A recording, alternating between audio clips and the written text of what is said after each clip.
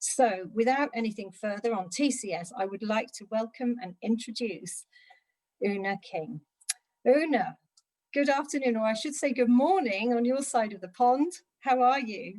Great, thanks. I'm very jealous that it must be wine o'clock where you so do enjoy that. I Make the think it. most I of that. think it is 9 o'clock already. I'd like to, if I may, just kick off with a few questions, and I know that the conversation will flow between us. The first area I wanted to explore with you, we've had in the Telegraph's Business Reporter just today, actually, an article on which TCS is describing how the people first approach is key to a successful workplace. And I think we've heard this theme coming through a lot today already, certainly in the sessions I've attended. What advice would you give to women about this? And how do you think that we can make diversity, equality, and inclusion a key part of our organization's DNA? Yeah, well, thanks, Lisa, and thanks for having me at the event. I think it's really important, obviously, for anyone in a workplace that culture is inclusive, but women in particular benefit from an inclusive culture for all the reasons we know.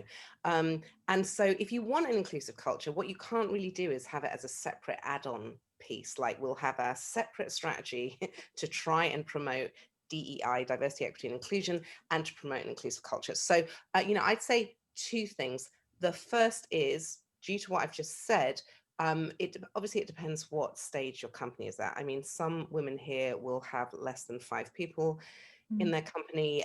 Some will have over 500, and there are very different solutions or starting points depending where you are. So, you've got to start where you are. But every business usually has a business plan. If you don't, good luck with that. And a key point here is to ensure that whatever you're thinking about diversity, equity, and inclusion, it is actually built into the heart of the business plan. You can't just have a separate DEI strategy and expect it to hold water. And one of the reasons for that, obviously, as we all know, is that DEI has to be driven from the top. In the second point is a lot of people start with this thing, what should I do? Like, a lot of the time you don't have to persuade people, hopefully. I mean, sorry, I'm speaking to you from Trump's America. I shouldn't make blanket statements, but a lot of the times in cultures, especially where women are starting up the companies, you'd hope, not all the time, but mostly, you don't have to persuade people that being inclusive is not just the right thing to do, but that it's a good business plan. But what you do have to do is tell them where should they start. People just don't know where to start. So the way we think about it, basically my CEO said this to me quite recently. We published our diversity annual report, SNAP's first diversity annual report.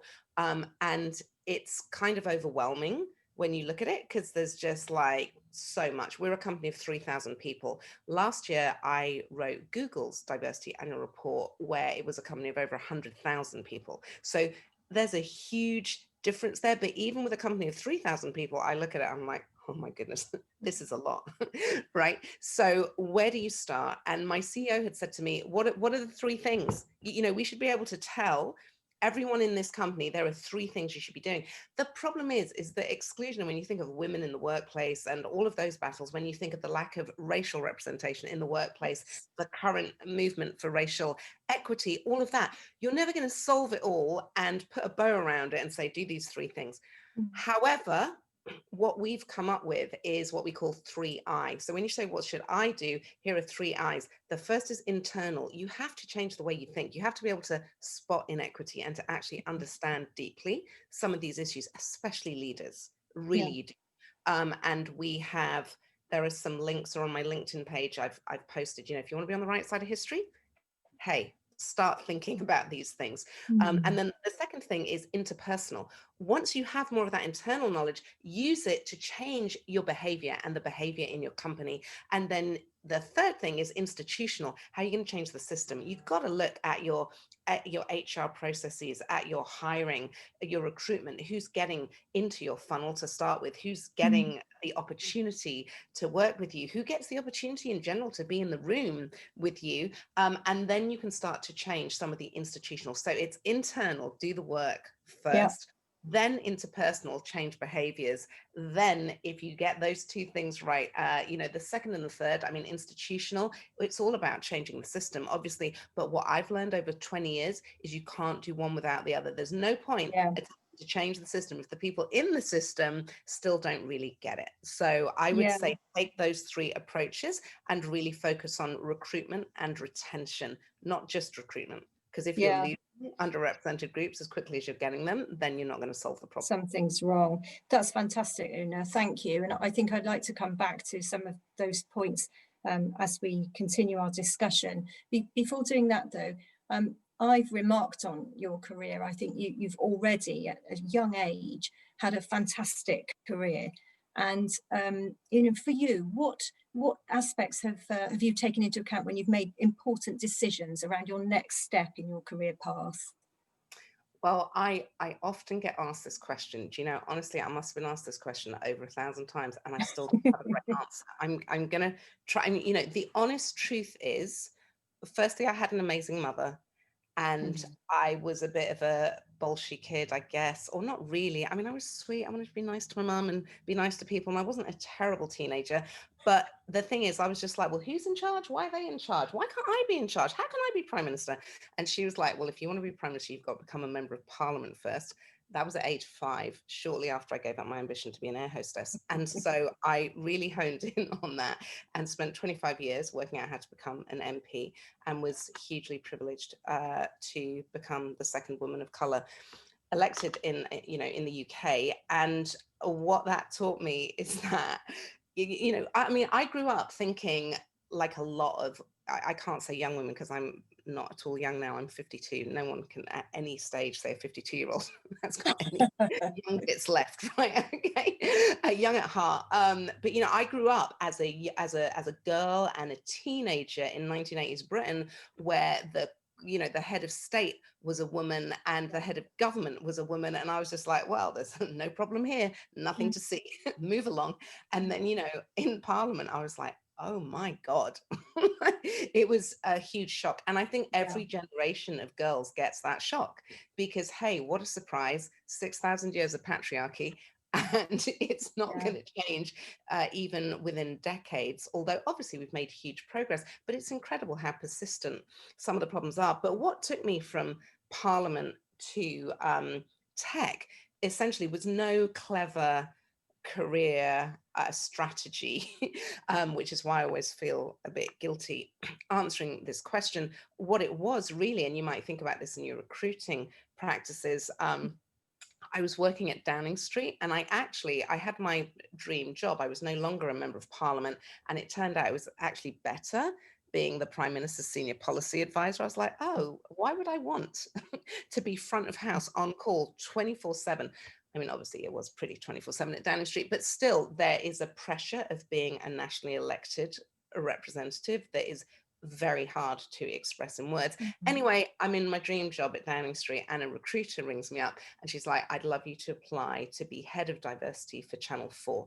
I did take the job. I went from Channel 4 to YouTube, Google, Snap. That was the trajectory. However, when I took this call with her, I was like, thanks, but no thanks. I'm in my dream job. There's no way I'm leaving Downing Street. She rang back. She was very, very persistent. On the 10th time, it was certainly the 10th interaction, might not have been the 10th phone call. I was like, look, I'm not leaving my job. What is wrong with you? And she basically said, look, I am a Black woman. You are a Black woman. Come and have the conversation with me. At least give me that courtesy. I was like, oh, all right. So I went into Channel 4, and it was, that's the incredible thing about a culture. Like, I walked through the door and I was just like, oh my God, people live like this. They work like this. I mean, just everything from the lightness and brightness and literal transparency of the building in Hawkesbury Road to just everything. I was just like, oh my God, working here, it'd be like being washed up on a desert island in comparison to Downing Street, where it's like a 24-hour crisis cycle, although still better than being an MP. Anyway, and literally, it was because it was a recruiter. I only went there because she played the race card. I swear to God. And when I say play the race card, what I mean is if you have recruiters that are diverse, you will get more people who are diverse to have a conversation. And you should always remember that, Yes. because once you have the conversation, then you can hook them. That's what happened to me. Yes. And that's how I ended up here. What a key message, I think. And you know, again, coming back to that point, I think most of us as women have probably experienced or can identify with the issue of discrimination on grounds of gender. You know, and I hope that's not too much of a generalization. I know I've seen it, and we all deal with it in our own sweet way. But you know, for those of us who have not dealt with the issue of discrimination on grounds of racial heritage or colour of skin, what advice, what guidance can you offer, please, to us? Yeah, it's a really great question. And I kind of get my grounding on this, especially when I'm thinking what it is like to be a white person tackling these issues, because my father is African American. My mother's family was a poor white working class family from Newcastle. And when I remember, like, as a kid, my African American family, they were like, if sorry, my gran would always say to me, my white gran, she'd always say to me, and she did actually start off describing me as half caste, but then she realized that you can't use that language. So, language does evolve. No, I don't mean in a bad way. She was brought up that she was born in Yeah. 1930. I don't know, remember how old I am. She was like it's just that was the language at the time, right? And she was asking my mum, I hope she's not going to get any darker. And I am a very blonde black person. But there was all of that inherent. We don't want a black kid or mixed race kid in the family because there is so much stigma attached to it. But she did come around to it, and then she loved me very, very, very dearly. And she would always say to me, Oona, if you get lost, you go and find a nice policeman and he'll get you home safely. And my African American family, I clearly remember being in Georgia and them saying to me, essentially, Oona, if you get lost, you run from a policeman. He will beat you to death. Right now, the thing is, both those experiences were true. My white grandmother had never had a bad experience with a police officer. My African American family had never had a good experience. And I could tell you stories that you wouldn't believe. I'll just give you the one. Like my uncle, he applied to university, and this is in Georgia in 1960.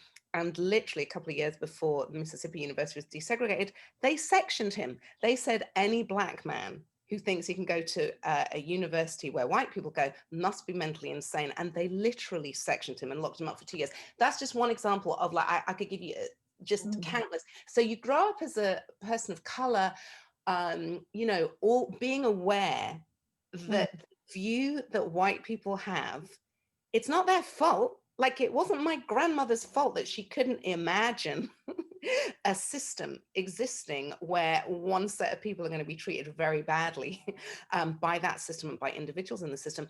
But that's what happens. So the first thing I would say is, so many people in the majority group, whatever that majority group may be, and it shifts obviously depending where you are, but so many people, if they're decent people, and just for the purposes of this conversation, we're going to assume that everyone watching this is a decent person. They think they understand equity. And what the deal is, they understand it intellectually. And it is really very hard to understand until you actually experience it. I mean, you know what it's like as a woman, your partner, if your partner is male, your partner, they will say they understand what it's like dealing with the kids and your job and all the rest of it and dealing with the role of mother. I don't believe for a second my husband understands. After 26 years of marriage, he hasn't got a fucking clue how hard it is for me to live that experience. And it's the same for race. So that's why, I did put on this post on LinkedIn called The Right Side of History. I just list some resources at the end of it. If you want to actually understand this, you've got to understand it's not your lived experience. And therefore, you need to get proximate to what that is. And here are some ways you can do it. And here are some ways you can approach how you interact with people of color in your workplace, if you have them. And if you don't, then you need to go and work out how to be more diverse. Thank you so much for sharing that. I mean, it's a very personal experience, and yeah, if it isn't your own experience, I think it's really important to hear and to understand as far as possible what that's like. I mean, And can I just make one more point, and to really draw it into the heart of your business? So in the wake of George Floyd's murder, we had our Black employee group had like in America, they call it town hall.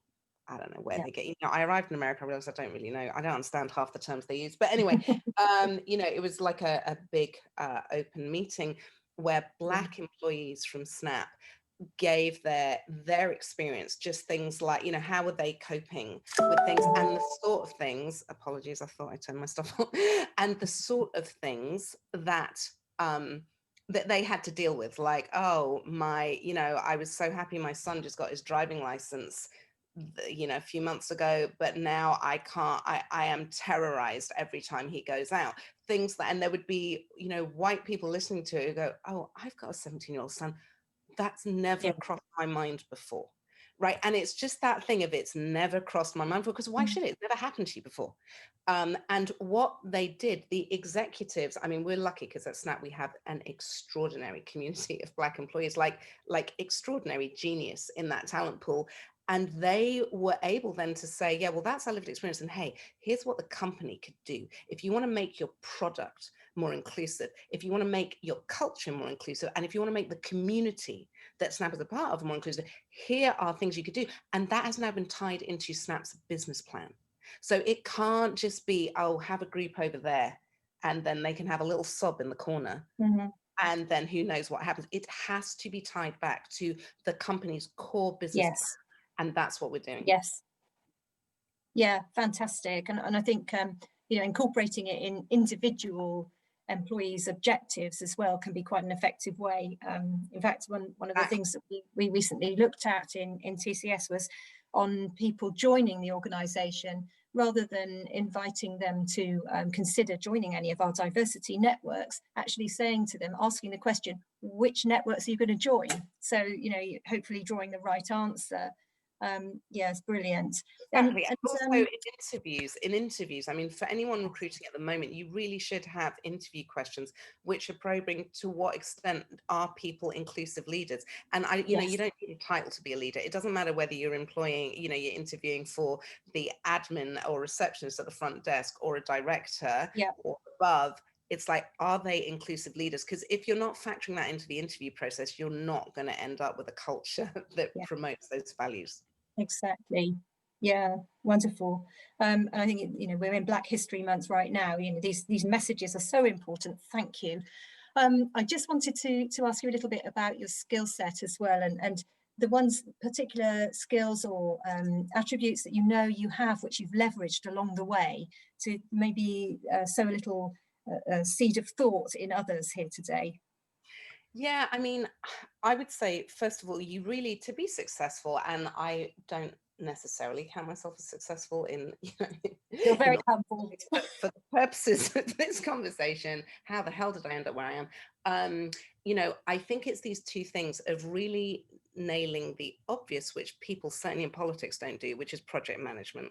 I mean, hello, when I was an MP, I think if I knew now, or rather, sorry, if I knew then what I know now about project management, I'm like, oh my God, I wouldn't just have changed the law in 15 areas. I would have rewritten because you can have all the most wonderful ideas in the world, but if you don't have that basis for execution, you're going to get nowhere. And that's the biggest skill set that Silicon Valley essentially, and these large tech companies, that's what they really get. There are a lot of things they don't get, but that is what you have to actually just up level your skill set in that area, or you will not survive. You have no chance of surviving. And you're up against these 23-year-olds who are they've got their MBAs, maybe 25-year-olds. Do you know what I mean? And they're like ultimatums. They're gonna knock it all out of the ballpark before you've had a cup of tea. So literally you can't ignore that side of project management. Having said that, at the end of the day, anyone can learn project management skills. You just have to want to do it, right?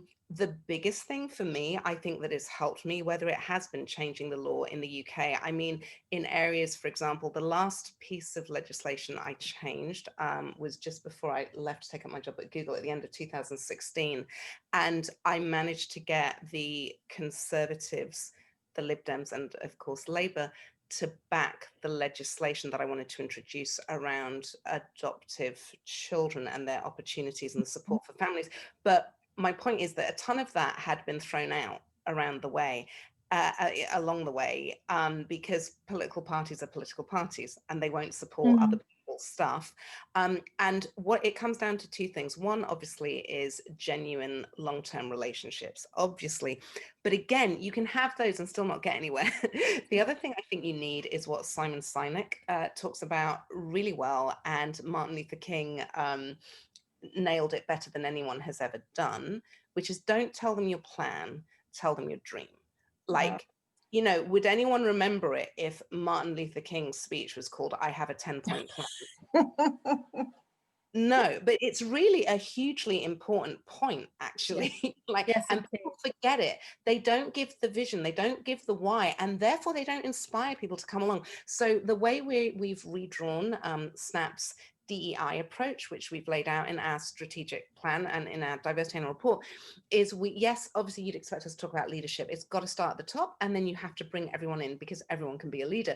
But secondly, yes, you need the accountability. What are the genuine accountability mechanisms? I mean, you know, I will not pay my tax returns until I'm about to be arrested, not because I don't hugely value tax. It's paying tax and everyone should. It's just unless there is that accountability mechanism that is going to force you Yeah. to do it, it's not going to rise to the top of my to-do list, right? Yeah. But then third, it's got to be about inspiration.